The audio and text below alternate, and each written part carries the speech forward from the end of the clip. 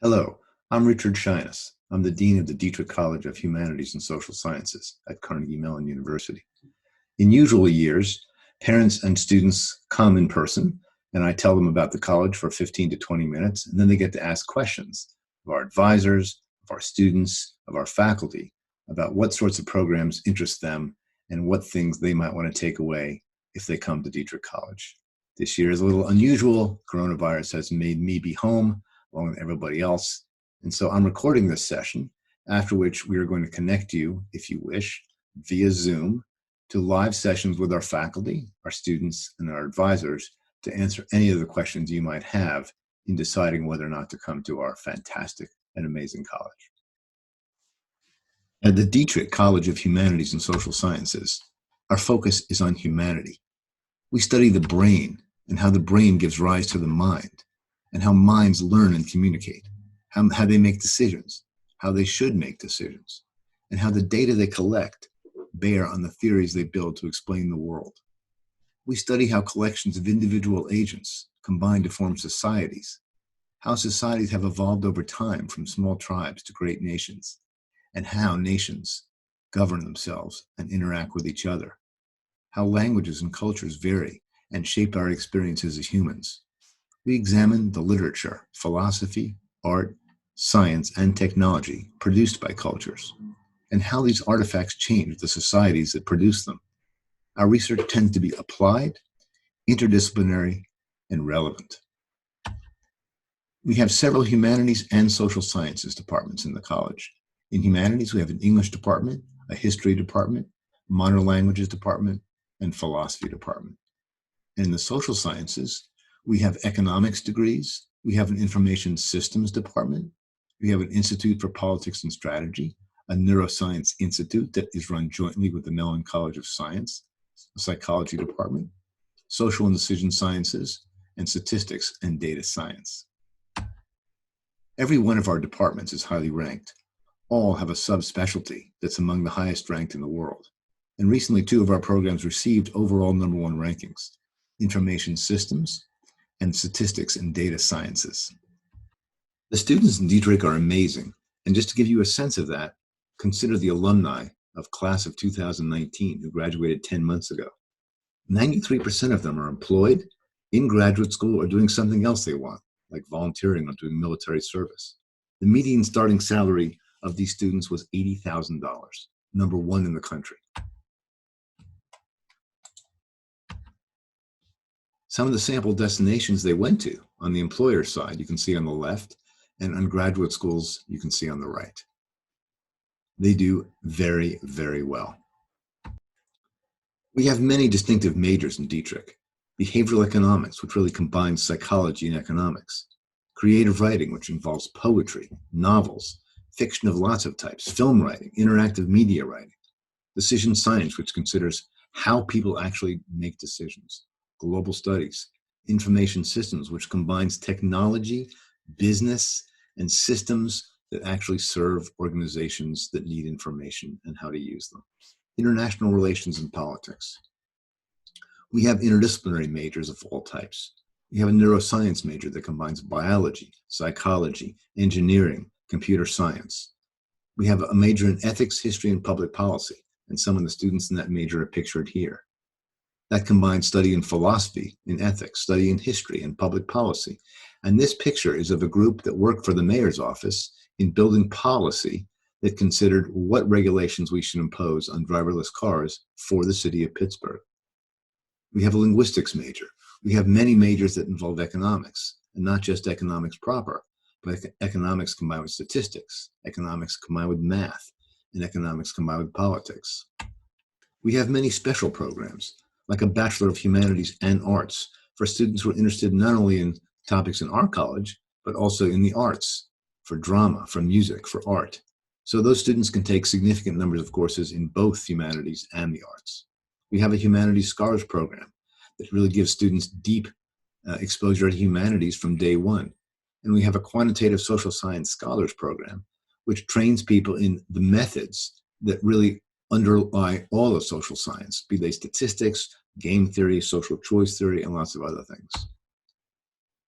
The curriculum that lies the entire college, no matter what major you take, is called the Dietrich curriculum.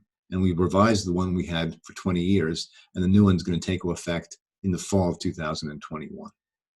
It starts with what we call the Grand Challenge seminars. And these are seminars involving lots of professors that teach small numbers of students and that deal with some very important, big topic that concerns the 21st century and your future.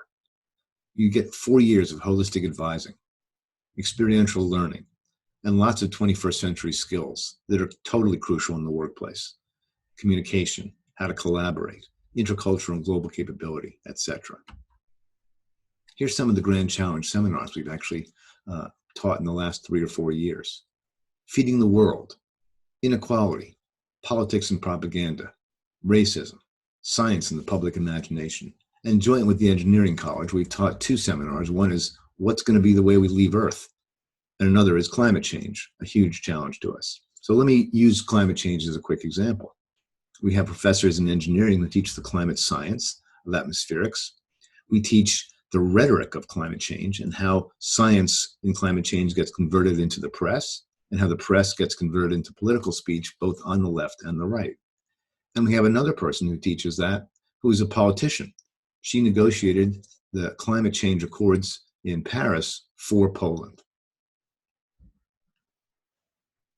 One of the pieces of experiential learning I'm most excited and proud about in Dietrich College is what we're calling the Pittsburgh Summer Internship Program.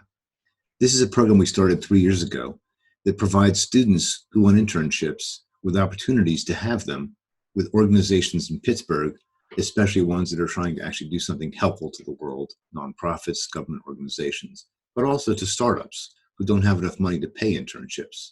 We connect the students with the organizations and we pay the stipends.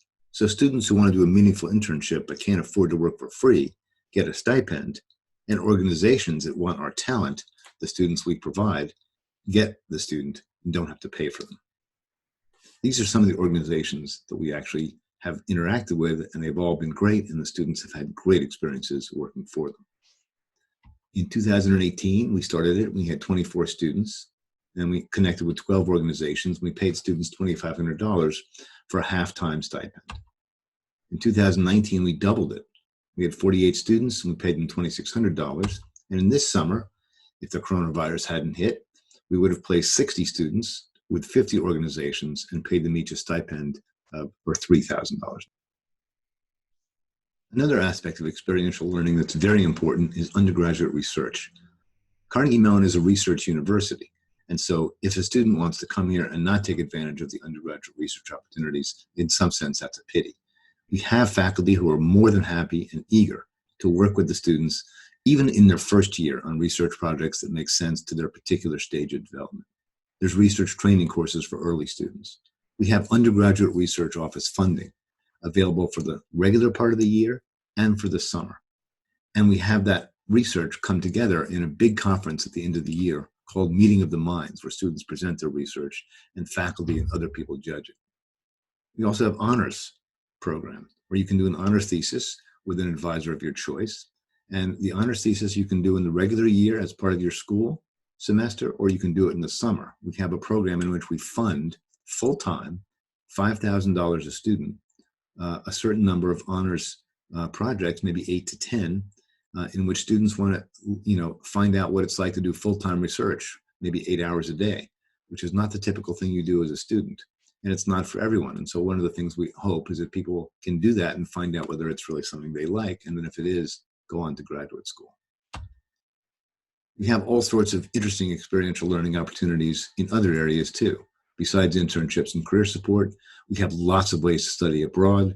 We have a Washington semester program, which is sort of like studying abroad. It has students go down to Washington, D.C. and take courses in politics, get internships in the Washington, D.C. area, and then have programs inviting speakers from Washington, D.C. and all sorts of different programs in the Senate and the House to come in and meet with our students. And we have a program that spans across the entire university called the Integrated Design, Arts, and Technology, IDEATE. And that's a series of minors that people can take no matter what college they're in. Some of the minors are in game design, animation and special effects, media design, sonic arts, innovation and entrepreneurship, physical computing, intelligent environments, etc. The students and the faculty are amazing, and here's some of a recent set of examples from our Dietrich students and alums. The last 6 people in the university to win Fulbright Scholars, 4 of them came from Dietrich. Susie Lee, who was an alum in the 1990s, was elected to Congress recently. And one of my favorite stories is Nitya Chambers, who is shown on the right here, receiving her Emmy as a journalist. So Nitya came to Carnegie Mellon majoring in physics. She hated physics, and she loved history and anthropology. So she called home and she told her parents, I'm going to switch from physics to history. And her father, who was not happy about this, said, no, you're not. And then she said, okay, well, how about if I major in business, but I minor in history? He said, okay. But instead, she actually majored in history and minored in business, which was discovered by her family when they came for graduation, and she was the commencement speaker for the students, and her bio was published in the commencement program, and so everybody realized, no, she actually majored in history, not in business. Well, then it turns out she went to work in New York City as a journalist, eventually went to CNN, and is now in charge of digital content, and she produced the Anthony Bourdain series and won an Emmy for it. So now her father loves majoring in history in the Dietrich College of Humanities and Social Sciences. Now, here's the thing that's very important for everybody to understand. People think they're not going to get a job, they're not going to get paid well, unless they major in something technical, like computer science or engineering or information systems or statistics. Well, it turns out that isn't true.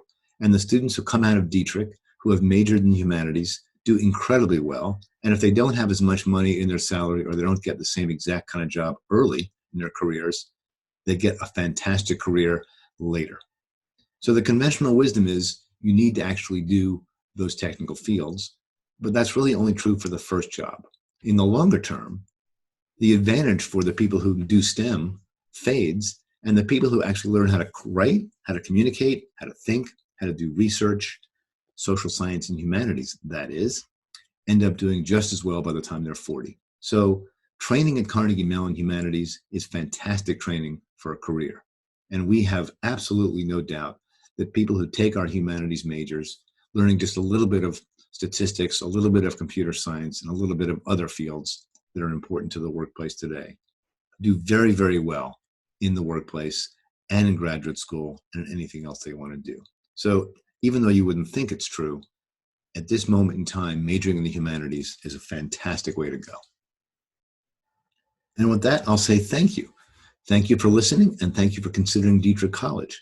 And if you want to talk more with me, or more with our faculty, or with the advisors, or some of the students who are in the college currently, we invite you to do so, and there's lots of ways that can happen.